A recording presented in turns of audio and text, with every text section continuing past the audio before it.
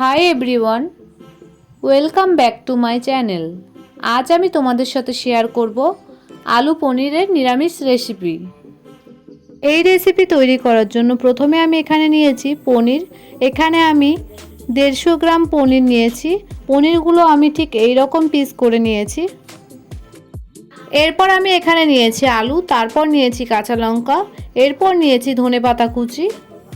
এরপর একটি কড়াই দিয়ে দেবো পরিমাণ মতো সরষের তেল। তেলটা গরম হয়ে আসলে তারপর আমি এর মধ্যে দিয়ে দেবো পনিরগুলো। পনিরের আমি এক পিঠ 2 মিনিট মতো করে ভেজে নেব।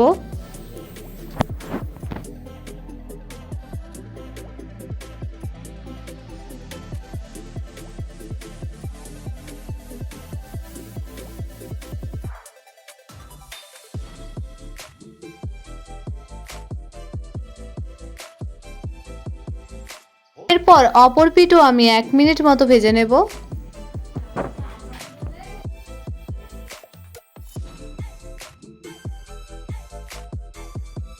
পনিরগুলো আমার ভাজা হয়ে গেছে, তারপর আমি একটি প্লেটে তুলে নিয়েছি।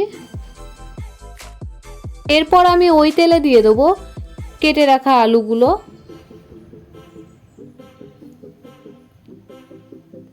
তারপর সব কিছু বেশ ভালো করে একবার মিক্স করে নেব। এরপর আমি আলুগুলো কমপক্ষে 6 থেকে 7 মিনিট ভালো করে ফ্রাই করে নেব। আলুগুলো আমার ফ্রাই করা হয়ে গেছে, তারপর আমি একটি প্লেটে তুলে নিয়েছি। এরপর আমি ওই তেলে দিয়ে দেবো একটি শুকনো লঙ্কা মাঝ বরাবর ছিঁড়ে ও একটি তেজপাতা ও অল্প 5 ফোড়ন। তারপর ভালো করে কিছুক্ষণ ভেজে নেব। এরপর আমি এর মধ্যে দিয়ে দেবো কাঁচা লঙ্কা কুচি। এখানে আমি 4টে কাঁচা লঙ্কা মাঝ বরাবর কেটে নিয়েছি। এরপর আমি এর মধ্যে দিয়েছি 1 চামচ জিরে বাটা, 1 চামচ আদা বাটা, আর দিয়েছি অল্প মশলা ধোয়া জল। তারপর সব কিছু বেশ ভালো করে মিক্স করে নিয়েছি। এরপর আমি মশলাটা মিনিট 2 মতো বেশ ভালো করে কষিয়ে নেব।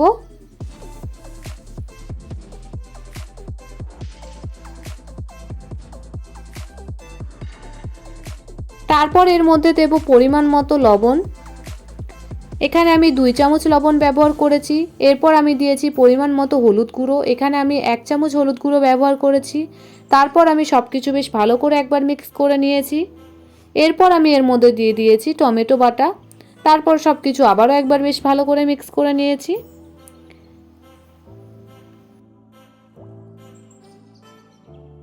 তারপর এখানে দিয়েছি স্বাদ অনুযায়ী লঙ্কার গুঁড়ো।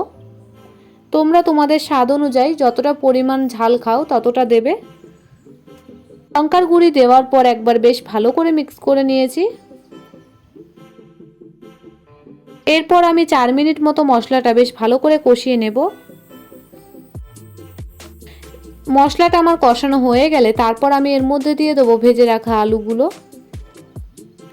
তারপর একবার বেশ ভালো করে মিক্স করে নেব আলু দেওয়ার পর।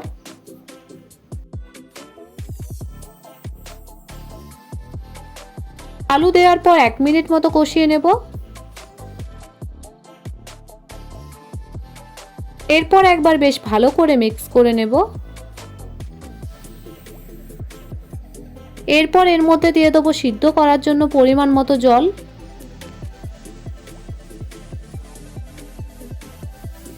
এরপর 6 মিনিট মতো বেশ ভালো করে ফুটিয়ে নেব। 6 মিনিট পর এর মধ্যে দিয়ে দেবো ভেজে রাখা পনিরগুলো।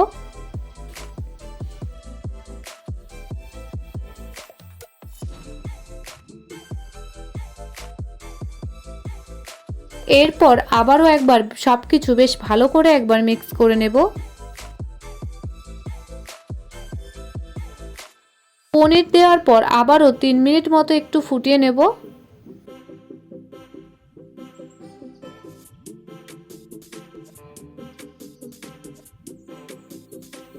সবশেষে লাস্টে এর মধ্যে দিয়ে দেবো কেটে রাখা ধনেপাতা কুচি।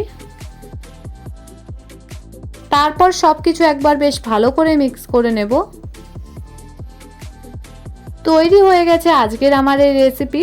তারপর আমি এই রেসিপিটা কড়াই থেকে একটি পাত্রে তুলে নেব।